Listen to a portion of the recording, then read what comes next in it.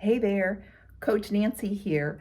I am an Eat to Live, nutritarian, weight loss, and life coach. How's that for a mouthful? I'm an Eat to Live coach. So I follow the Eat to Live, Dr. Furman's way of eating, his protocol, and I'm here with a list of 5 things I wish I knew before I started Eat to Live. Maybe these will help you as you start your Eat to Live journey. It's not popular to just eat plants. Let's face it, it may be trendy a little bit, but there's so many conflicting voices out there. I want to share with you from my heart things that I wish I had known. So here we go.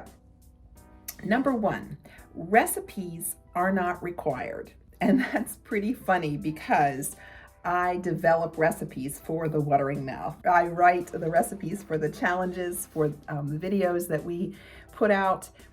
So recipes are important, yes, but they aren't required. Once you get going, if you may start with a recipe like for like training wheels on a bike, but you can quickly dispense with them and create your own recipes. It's very, very simple. Hey, I create recipes all the time, and I was not a recipe creator previously. And what I've done is I go into my kitchen, I experiment, and then I write down what I did. So I create a recipe, but they're not necessary. You can start with just plants, with just the G-bombs, greens, beans, onions, mushrooms, berries, seeds, and nuts. And if you're getting those in your body some way, you don't have to have fancy, complicated gourmet recipes. So that's number 1. Number 2, meals don't have to be a party in my mouth. Food is for nourishment.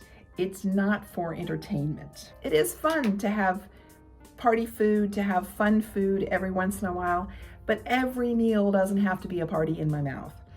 That's huge. Food is for nourishment, not for entertainment. Number 3, hummus is a food group all on its own. I tell you, hummus is my sauce, it's my salad dressing, it's my spread, it's what I used to use mayonnaise for, right? It's amazing. Hummus is a food group all in itself. Number 4, plants are very filling. Oh my gosh. Meat doesn't make a meal. That's what I grew up thinking. So you determine what the meat is and then what your sides are. Well, when you take meat out of the equation, which was not hard for me to do, by the way, because I've had enough meat in my lifetime and I'm not a fan of it. So I just don't even like it. So it wasn't a problem for me to move meat off of my plate, but you can have a little bit of meat if you want to and shift your way into just eating plants. But my point is that plants are very filling, that eating nutritarian salads, these honkin' big salads, are very nourishing and very, very filling. And number 5, this is my top hint to you that greens have magical properties. It sounds ridiculous, but they do. The more greens you eat, the more raw greens you eat, leafy greens I'm talking about, kale, romaine lettuce, spinach, bok choy, arugula, all those really dense green vegetables, leafies or even broccoli, Brussels sprouts, all of those vegetables have properties in them. Cabbage even the white cabbage, the purple cabbage, those beautiful cruciferous vegetables, they have properties in them that help to stave your cravings. You know, we could get all scientific with you, but I'm just telling you that that's what I have found. The more greens I consume, the less other things I want. It is flippin' amazing. Get your greens in by any means is my motto. So those are 5 things I wish I knew before starting. Recipes are not required. They're not necessary. Meals don't have to be a party in your mouth. Hummus is a food group.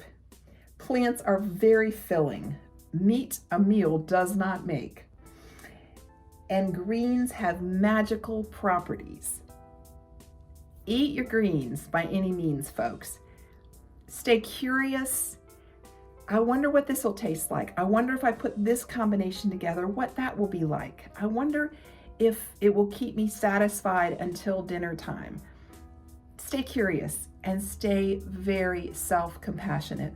I'm doing the best I can with the resources I have at this time. When I learn more, I will do differently.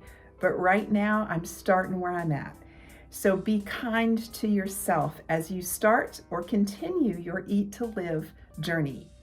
What do you wish you had known before you started your journey? Or what do you want to know? What's niggling at you about Eat to Live that you are concerned about? Drop it in the comments below. I'd love to have a conversation with you there.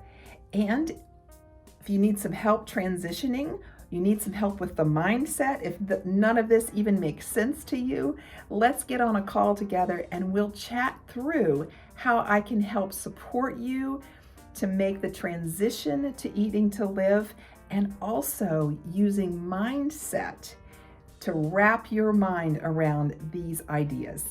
Links are somewhere around this video, thewateringmouth.com/coachwithnancy, and I'm very happy to get on a free call with you. So fill out that application and we'll talk soon. Take good care of you. Eat your greens by any means.